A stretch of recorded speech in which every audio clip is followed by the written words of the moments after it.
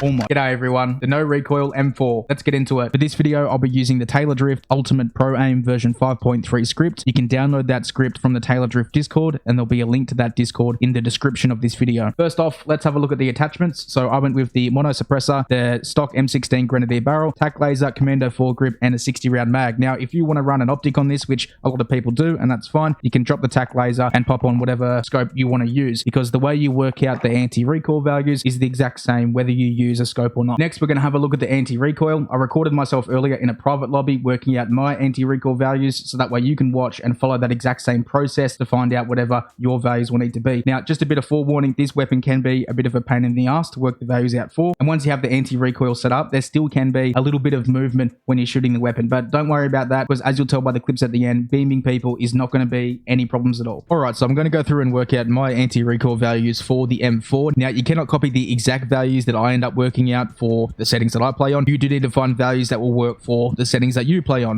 because not everybody's values are going to be the same, but the process that everybody needs to follow to find those values is the exact same. So let's go into progressive, make sure that's turned on. Vertical start 30, vertical end 20. You might start with 40 and 30, 20 and 10. It's completely up to you. All right, I'm going to start with 30, 20. Got to go with 3000 on the vertical time because of the 60 round mag. And just from memory, because I've made videos about this weapon before and used it plenty of times in the past, I just know that the recoil of this weapon goes over to the right. So I'm going to go -5 and -10, because I know it does pull over to the right a bit harder towards the end of the clip. That's just from memory and using the weapon in the past.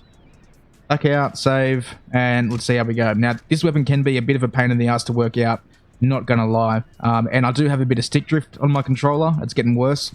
So we'll see what we can do, but either way, here we go.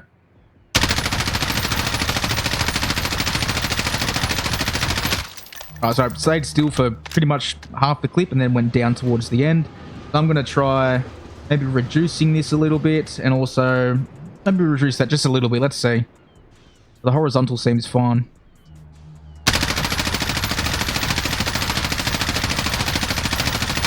Ooh, not bad at all. Looks like it went down and then back up. So down and then back up means that the vertical start is too strong and the vertical end is too weak. So let's try 26 and 19. Let's try that.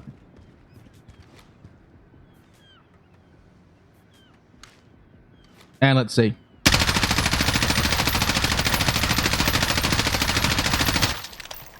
Fairly confident that's stick drift because my controller's fucking busted, so I'm going to try that again just to make sure.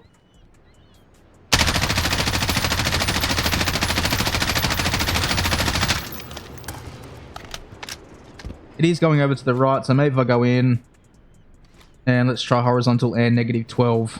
Try that. Maybe it wasn't stick drift. Always hard to tell.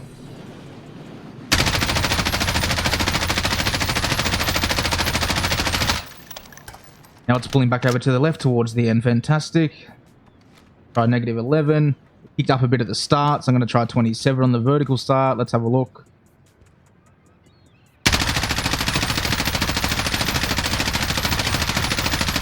And there you go. Yeah, Lord. That was moving a little bit. It doesn't matter. All right. I'd be happy with that. I'm more than happy to play with that. And it's much better than having to use this.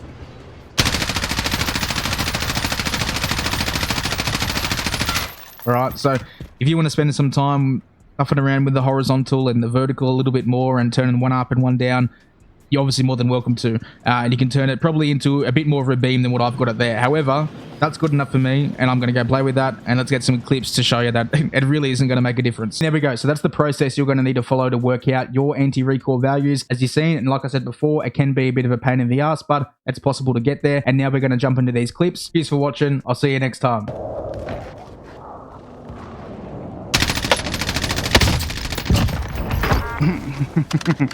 Told you, it does not matter that it moves around a little bit when he's shooting at a wall.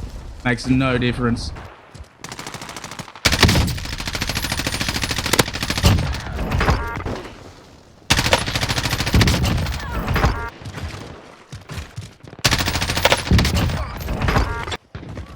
Enemy dropping into the AO.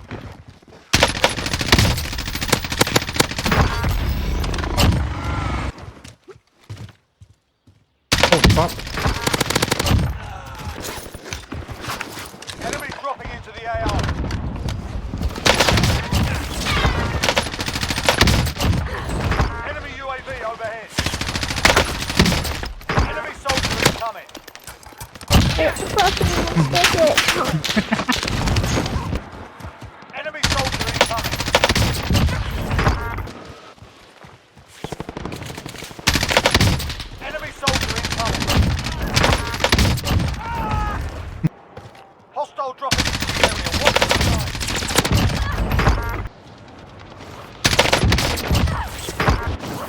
I'm sniping over here somewhere.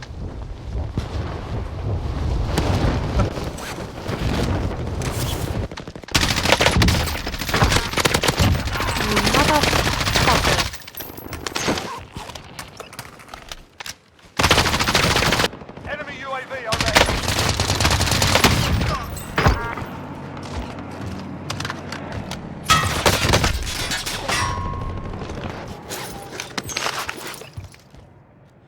That's it. Back at it. Enemy soldier incoming. Fuck off!